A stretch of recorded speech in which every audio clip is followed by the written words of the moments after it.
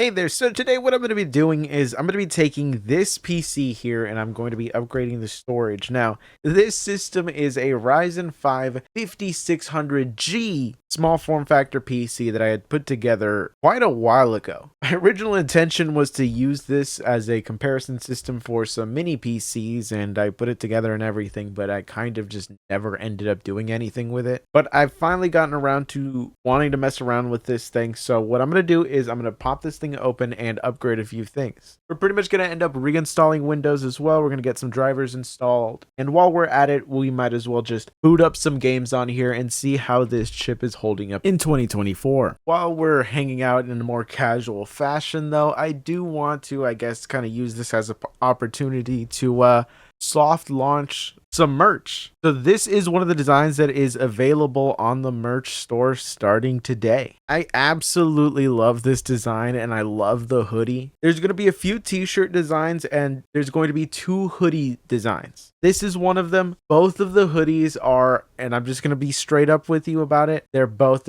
expensive. The reason being is that I went through so much sampling. I tried a wide variety of different hoodies to find the absolute perfect fit that also had a incredible print job. And I absolutely love this one. So if you're interested in picking up some merch, check it out down below. And if you actually sat through me telling you all this, I'm even going to offer you a discount code. If you use promo code EVO15, you can get 15% off your order and there's free shipping on all orders over $75. I understand that this is a expensive hoodie, so I want to try to ease the burden as much as possible, but trust me, the quality of it is great. By the way, that design is also going to be available on a t-shirt and it's only in one color. It is this cream color, but it looks absolutely gorgeous with this design. This is just a cheaper option if you still want the design, but you don't want to shell out all that money for the hoodie. I completely understand. But check out the merch store down below.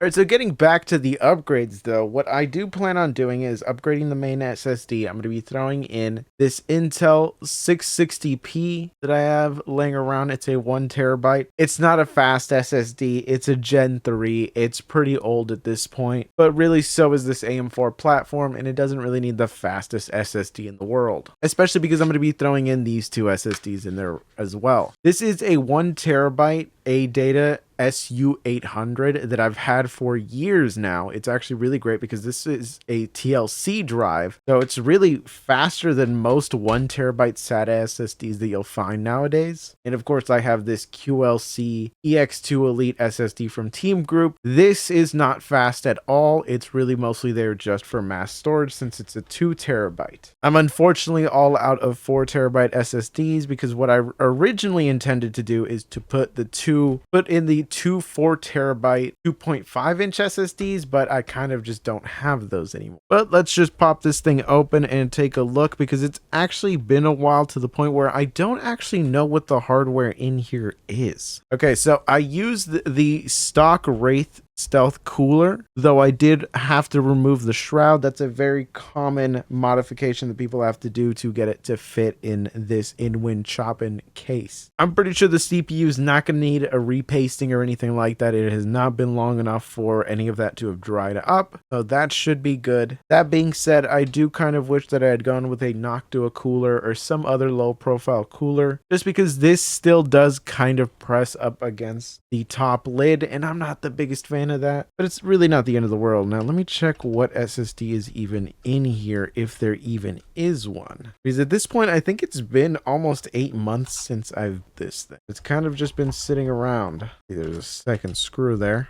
Oh, I see. There was already a 1 terabyte inland SSD in here. I wonder if this is the TLC one or if this is the QLC. Huh. Okay, I could have sworn that I had put a smaller SSD in here, so I guess I won't be using that. I'll be leaving what was already in here. That kind of actually saves me some trouble there. I guess I should have checked that before I went through the trouble of taking it all apart. but might as well have had it ready just in case. Now worst case scenario, I just have to use that SSD on another build. So I ran out of here to go find this thing, but I just remembered that I have this board here that is meant to essentially just be a PCIe extension thing that you apply to a PCIe board so that you can have an M.2 SSD. I had gotten this to actually use in this case since it's so low profile, but I never got around to using it. I don't even know if this thing even works. I tested it out the first time I got it, but it has been sitting in a box with a bunch of other stuff for a while. But we might as well test it out here. I'll just mount this SSD right on in it all. And now we just need to fit this into there. Okay, so it's kind of cutting into where some of the cables would nest. That's a little bit of a problem. I need to figure out how to...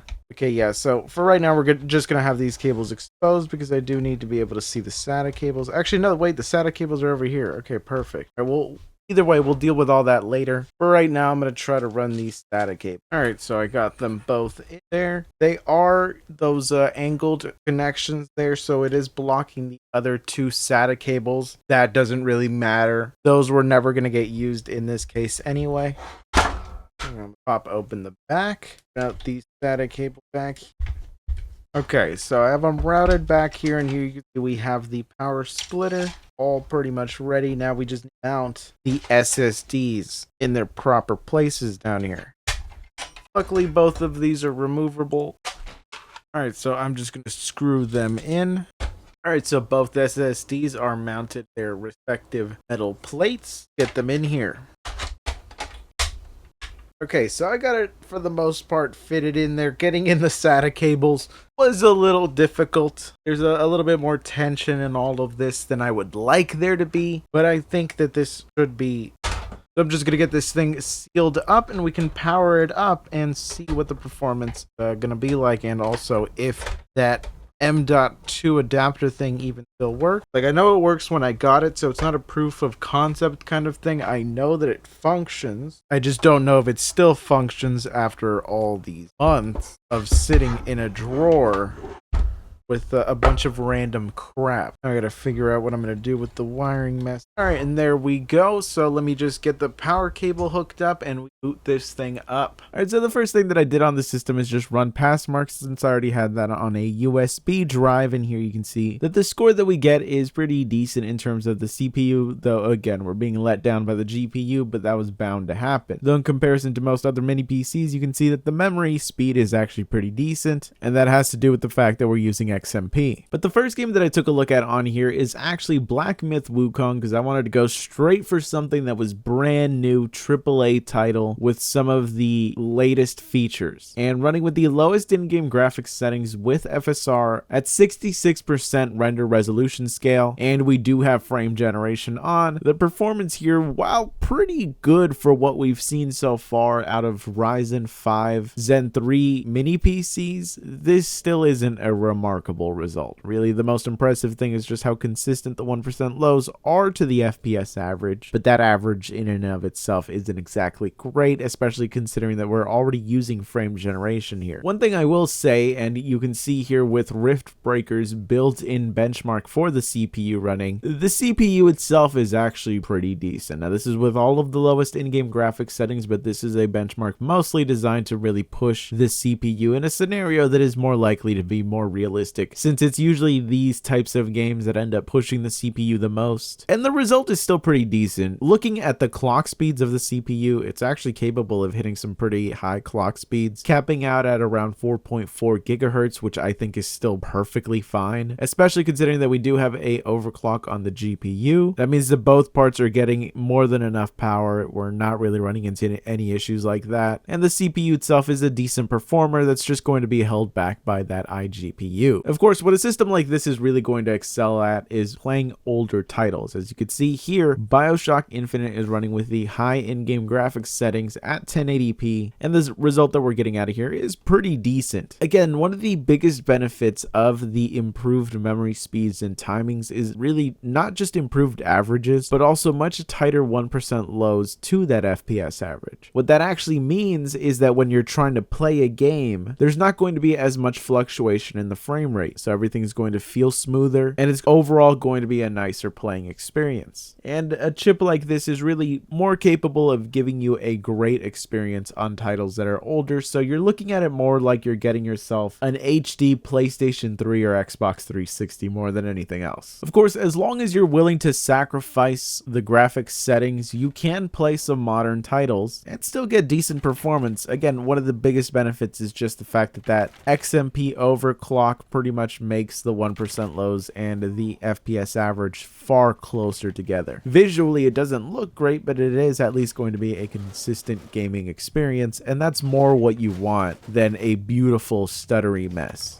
Alright, so after trying this thing out a little bit, I'm actually really happy with everything working. It has been sitting around for a while. I've had this case for years now. It actually used to be our living room PC before some of the components inside just ended up failing after being in operation for about 6+ years. Of course, now pretty much everywhere in the house we just use mini PCs. I'm pretty much the only one that still has a full-size desktop, and that's just because I need it for gaming and for, video editing. So it's funny to think that this thing right here, which in and of itself is already a pretty small package, it's pretty big in comparison to most of the computers I take a look at nowadays. I mean, here you can see the Sur 5 Max in comparison to this behemoth, and I know this one's just a little unfair, but also the GMK Tech G5, which is just an extremely tiny mini PC. You can see it just the size difference is insane. But of course, there are benefits with going with a case like this. As you saw, we could fit a lot of SSDs in here. There's a lot of SSD storage space available here. Of course, all of the drives that I have available to me right now aren't exactly high capacity drives. In theory, you could fit 32 terabytes of SSD storage in this thing. Of course, you'd be spending ridiculous amounts of money just for the 8 terabyte SSDs, but I mean, it is doable. And that is one of the benefits in general of using a setup like this, where you sacrifice some in terms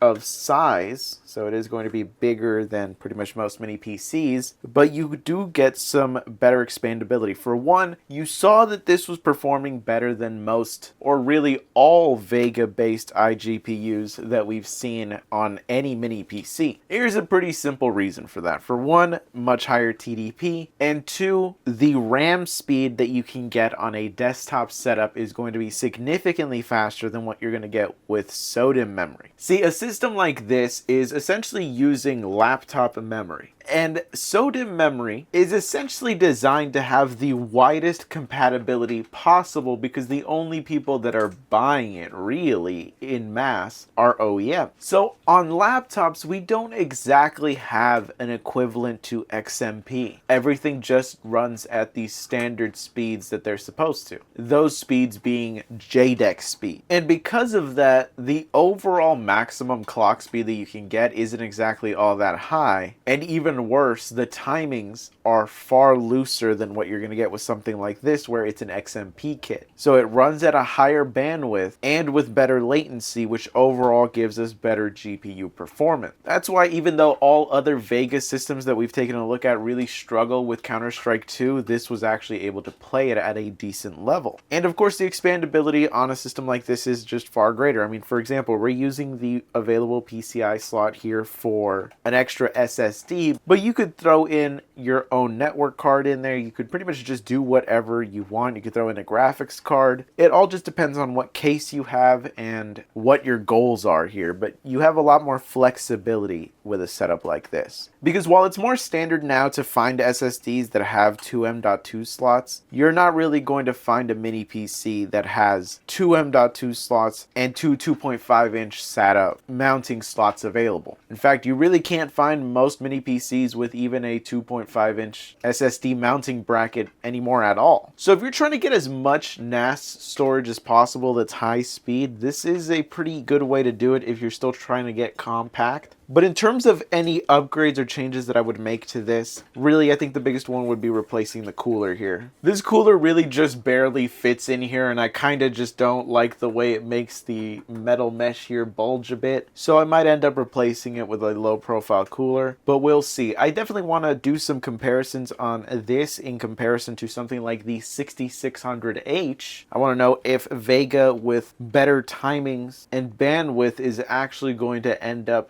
being able to close the gap with a mobile chip like the 6600H. Remember, there was no desktop 16000 series APUs, so 16000 series has always lived on mobile. And unfortunately for it, it also is stuck with JEDEC speeds, and the JEDEC speeds that the 6600H are at, 4800 megahertz as a maximum, that's pretty slow. So I'm very curious to see if this could keep up with it. But anyways, I hope you found this video interesting. If you did, be sure to subscribe. Of course, check out the merch down below if you're interested in picking it up. But anyways, I'll catch you guys in the next one.